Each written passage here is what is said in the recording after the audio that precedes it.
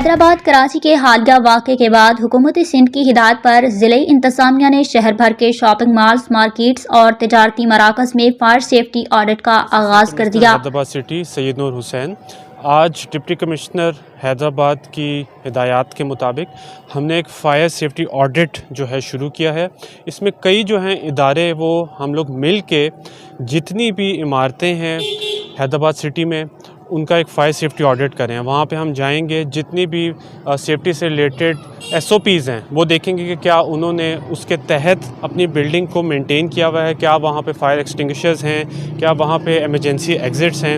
تو ہم اس کا ایک آڈٹ کریں گے، پھر اس میں جو بھی کمی بیشی ہوگی وہ ہم بلڈنگ اونرز کو ان کو کنوے کریں گے کہ آپ کے پاس یہ ایک سرٹن ٹائم ہوگا، اس میں انہوں نے وہ چیزیں پوری کرنی۔ ڈپٹی کمشنر زین العابدین کی ہدایت پر اسسٹنٹ کمشنر سٹی سید نور حسین کی سربراہی میں ایک مشترکہ کمیٹی تشکیل دی گئی، جس میں police, Sindh building control authority, fire brigade, rescue 112 cantonment board, HESCO اور SSGC کے نمائندے شامل ہیں۔ آڈٹ کے دوران درج ذیل امور کا جائزہ لیا جا رہا ہے۔ آپ کو جیسے پتہ ہے کہ ایک بڑا ہی افسوسناک سانحہ ہوا کراچی میں، اس کے بعد یہ گورنمنٹ آف سندھ کی ایک پالیسی ہے کہ پورے سندھ میں یہ ایک فائر سیفٹی آڈٹ کیا جائے۔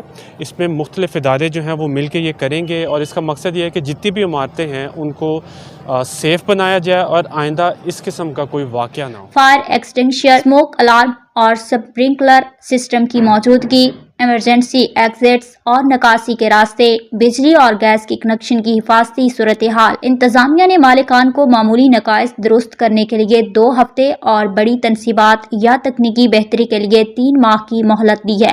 مالکان نے مکمل تعاون کی یقین دہانی کرائی۔